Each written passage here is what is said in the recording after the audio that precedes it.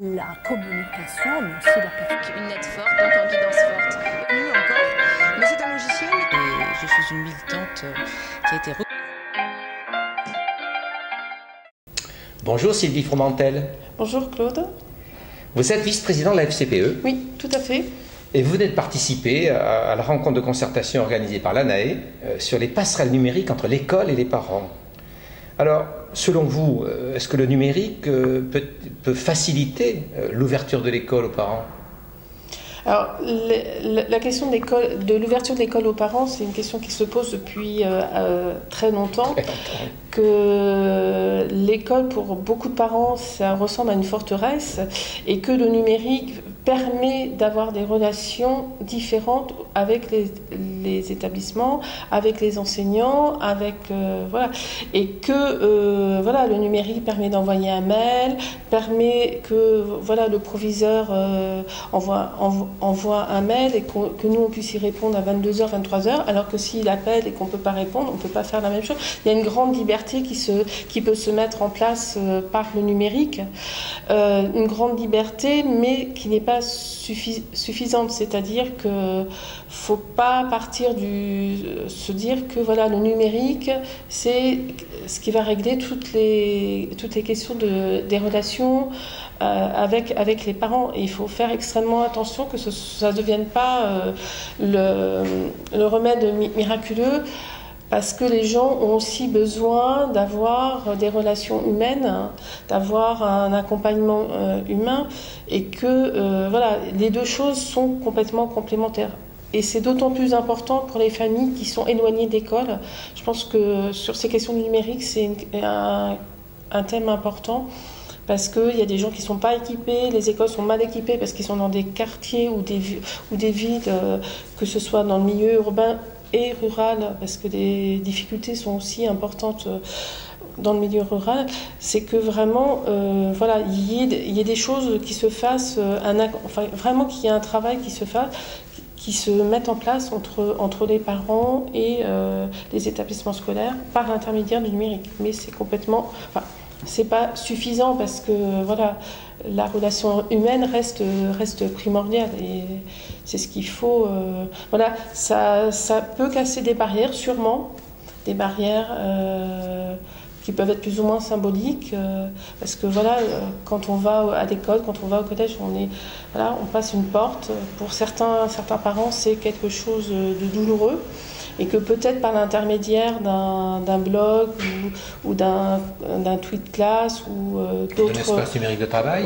Ou un espace numérique de travail, ça permet d'avoir aussi une autre approche de l'école, de voir des choses concrètes aussi, parce que souvent ce qui manque pour les parents, c'est de pas très bien savoir ce qui se passe en classe, pas pour tout savoir, mais pour voir comment leurs enfants apprennent, ce qu'ils font en classe. Je pense qu'il y a une vraie volonté de la part des parents vraiment de comprendre ce qui se passe, pourquoi ils apprennent ça, comment ils l'apprennent.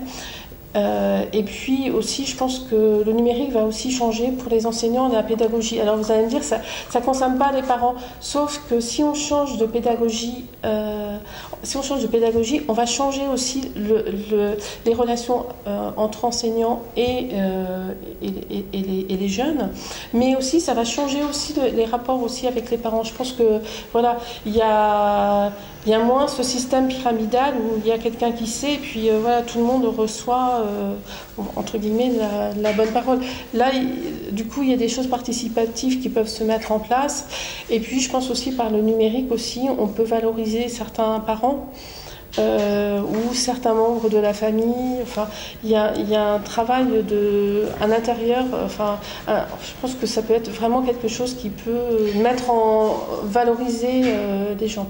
Mais c'est pas suffisant. Il faut vraiment... En d'autres termes, c'est un facilitateur, par exemple, pour les délégués de parents dans les conseils de classe qui peuvent communiquer avant, mais si ça se limite à cela, et s'ils ne rentrent pas physiquement dans l'école ou dans le collège, dans le lycée, effectivement, on n'aura rien réussi, quoi.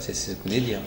Il y a la question de la coéducation, c'est-à-dire qu'à un moment donné aussi, il faut permettre aussi aux parents de pouvoir parler, de prendre la parole, ce qui n'est pas simple. Ce qui n'est pas simple parce que il y a toujours l'autorité de l'enseignant et puis l'autorité de l'école. Qui fait que certains parents se censurent, n'osent pas dire des choses, des impressions, ou peut-être avoir peur de mal dire, donc du coup je pense que par exemple le numérique, ça peut être aussi quelque chose qui permette une parole peut-être plus sincère, quelque chose plus dans le rapport humain. Mais voilà, c'est une chose qu'il faut vraiment qu'il y ait un travail de coéducation, qui est en fait de la part des parents aussi une participation. Je pense que la question de la participation, de faire avec, et ça s'applique aussi bien aux jeunes qu'aux parents. Il y a vraiment cette idée, et ça on le retrouve dans plusieurs secteurs, il faut faire avec les gens et pas pour les gens. Alors, le numérique, c'est aussi les réseaux sociaux, bien sûr. Nombre de parents considèrent que c'est dangereux, c'est un terrain vague sur lequel leurs enfants vont quelquefois alors qu'ils ne souhaitent pas qu'ils y aillent ou qu'ils ne savent pas ce qui s'y passe. D'une certaine façon, faut-il, selon vous, dédiaboliser le numérique et les réseaux sociaux en particulier? Alors, la question des réseaux sociaux, certes, il y a des choses qui sont graves, qui se passent dessus, qui sont contre nos valeurs républicaines, etc. Mais il y a aussi tout ce qui est toutes les connaissances qu'on va apprendre sur la musique, sur le cinéma,